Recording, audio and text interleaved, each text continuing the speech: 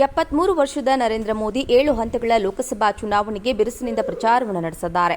March 16ರಂದು ಚುನಾವಣಾ ಆಯೋಗವು ಚುನಾವಣಾ ವೇಳಾಪಟ್ಟಿಯನ್ನು ಘೋಷಿಸಿದಾಗ ಪ್ರಾರಂಭವಾದ ಚುನಾವಣೆಗೆ 75 ದಿನಗಳ ಪ್ರಚಾರದ ಅವಧಿಯಲ್ಲಿ ಪ್ರಧಾನಿ ಹೊಸ ದಾಖಲೆಯನ್ನ ಮಾಡಿದ್ದಾರೆ. ಈ ಅವಧಿಯಲ್ಲಿ ಪಿಎಂ ಮೋದಿ 206 ರ್ಯಾಲಿಗಳು, ರೋಡ್ ಶೋಗಳಲ್ಲಿ ಪಾಲ್ಗೊಂಡಿದ್ದಾರೆ. ಹಾಗೆ 80 ಸಂದರ್ಶನಗಳನ್ನು ನೀಡಿದ್ದಾರೆ.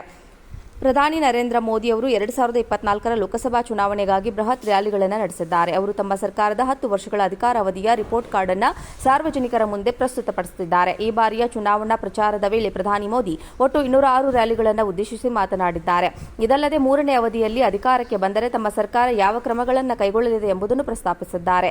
2024ರ ಲೋಕಸಭಾ ಚುನಾವಣೆಗಾಗಿ ಪ್ರಧಾನಿ ನರೇಂದ್ರ ಮೋದಿ ಅವರು ಪಂಜಾಬ್ನ ಹೊಯಾಶಿಯಾರ್ಪುರದಲ್ಲಿ ತಮ್ಮ ಕೊನೆಯ ರ್ಯಾಲಿಯನ್ನ ಇಂದು ನಡೆಸಿದರು. ಇದಾದ ನಂತರ ಧ್ಯಾನ ಮಾಡಲು ಕನ್ಯಾಕುಮಾರಿಗೆ ತೆರಳಿದ್ದಾರೆ. ಈ ಕೊನೆಯ ಹಂತದಲ್ಲಿ ಪ್ರಧಾನಿ ನರೇಂದ್ರ ಮೋದಿ ಅವರ ಲೋಕಸಭಾ ಕ್ಷೇತ್ರ ವಾರಣಾಸಿಯಲ್ಲೂ ಮತದಾನ ನಡೆಯಲಿದೆ. ಅಲ್ಲಿ ಅವರು ಪ್ರತಿಸ್ಪರ್ಧಿಯಾಗಿ ಇಂಡಿಯಾ ಮೈತ್ರಿಕೂಟದ ಭಾಗವಾಗಿರುವ ಕಾಂಗ್ರೆಸ್ನ ಅಭ್ಯರ್ಥಿ ಅಜಯ್ ರೈ ಕಣಕ್ಕಿಳಿಯಲಿದ್ದಾರೆ. ಅಜಯ್ ರೈ ವಾರಣಾಸಿಯಿಂದ ಮೋದಿ ವಿರುದ್ಧ ಸತತ 3 ಬಾರಿ ಸೋತಿದ್ದಾರೆ. ಅಂದಹಾಗೆ ಈ ಬಾರಿ ಚುನಾವಣೆಯಲ್ಲಿ ಪ್ರಧಾನಿ ನರೇಂದ್ರ ಮೋದಿ ಶ್ರಮ ವಹಿಸಿ ರ್ಯಾಲಿ ನಡೆಸಿ ಇತಿಹಾಸವನ್ನು ಸೃಷ್ಟಿಸಿದ್ದಾರೆ. 73 ವರ್ಷದ ನರೇಂದ್ರ ಮೋದಿ 7 ಹಂತಗಳ ಲೋಕಸಭಾ ಚುನಾವಣೆಗೆ ಬಿರುಸಿನಿಂದ ಪ್ರಚಾರವನ್ನು ನಡೆಸಿದ್ದಾರೆ. ಮಾರ್ಚ್ 16ರಂದು ಚುನಾವಣಾ ಆಯೋಗವು ಚುನಾವಣಾ ವೇಳಾಪಟ್ಟಿಯನ್ನು ಘೋಷಿಸಿದಾಗ ಪ್ರಾರಂಭವಾದ ಚುನಾವಣೆಗೆ 75 ದಿನಗಳ ಪ್ರಚಾರದ ಅವಧಿಯಲ್ಲಿ ಪ್ರಧಾನಿ ಹೊಸ ದಾಖಲೆಯನ್ನ ಮಾಡಿದ್ದಾರೆ. ಈ ಅವಧಿಯಲ್ಲಿ ಪಿಎಂ ಮೋದಿ 206 ರ್ಯಾಲಿಗಳು, ರೋಡ್ ಶೋಗಳಲ್ಲಿ ಪಾಲ್ಗೊಂಡಿದ್ದಾರೆ. ಹಾಗೆ 80 ಸಂದರ್ಶನಗಳನ್ನು ನೀಡಿದ್ದಾರೆ. ಪ್ರಧಾನಿ ನರೇಂದ್ರ ಮೋದಿ ಅವರು 2024ರ ಲೋಕಸಭಾ ಚುನಾವಣೆಗಾಗಿ ಬೃಹತ್ ರ್ಯಾಲಿಗಳನ್ನು ನಡೆಸಿದ್ದಾರೆ. ಅವರು ತಮ್ಮ ಸರ್ಕಾರದ 10 ವರ್ಷಗಳ ಅಧಿಕಾರಾವಧಿಯ ರಿಪೋರ್ಟ್ ಕಾರ್ಡ್ ಅನ್ನು ಸಾರ್ವಜನಿಕರ ಮುಂದೆ ಪ್ರಸ್ತುತಪಡಿಸಿದ್ದಾರೆ. ಈ ಬಾರಿಯ ಚುನಾವಣಾ ಪ್ರಚಾರದ ವೇಳೆ ಪ್ರಧಾನಿ ಮೋದಿ ಒಟ್ಟು 206 ರ್ಯಾಲಿಗಳನ್ನು ಉದ್ದೇಶಿಸಿ ಮಾತನಾಡಿದ್ದಾರೆ.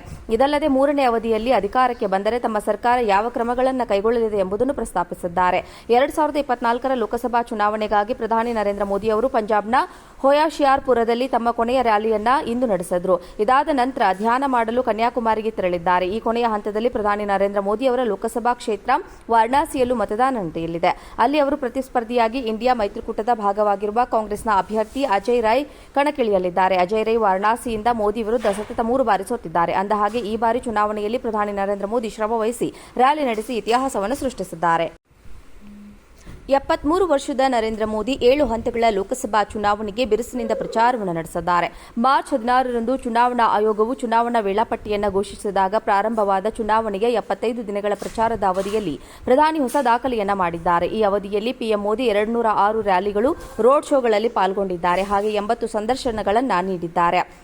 ಪ್ರಧಾನಿ ನರೇಂದ್ರ ಮೋದಿ ಅವರು 2024ರ ಲೋಕಸಭಾ ಚುನಾವಣೆಗಾಗಿ ಬೃಹತ್ ರ್ಯಾಲಿಗಳನ್ನು ನಡೆಸಿದ್ದಾರೆ. ಅವರು ತಮ್ಮ ಸರ್ಕಾರದ 10 ವರ್ಷಗಳ ಅಧಿಕಾರಾವಧಿಯ ರಿಪೋರ್ಟ್ ಕಾರ್ಡ್ ಅನ್ನು ಸಾರ್ವಜನಿಕರ ಮುಂದೆ ಪ್ರಸ್ತುತಪಡಿಸಿದ್ದಾರೆ. ಈ ಬಾರಿಯ ಚುನಾವಣಾ ಪ್ರಚಾರದ ವೇಳೆ ಪ್ರಧಾನಿ ಮೋದಿ ಒಟ್ಟು 206 ರ್ಯಾಲಿಗಳನ್ನು ಉದ್ದೇಶಿಸಿ ಮಾತನಾಡಿದ್ದಾರೆ. ಇದಲ್ಲದೆ 3ನೇ ಅವಧಿಯಲ್ಲಿ ಅಧಿಕಾರಕ್ಕೆ ಬಂದರೆ ತಮ್ಮ ಸರ್ಕಾರ ಯಾವ ಕ್ರಮಗಳನ್ನು ಕೈಗೊಳ್ಳಲಿದೆ ಎಂಬುದನ್ನು ಪ್ರಸ್ತಾಪಿಸಿದ್ದಾರೆ.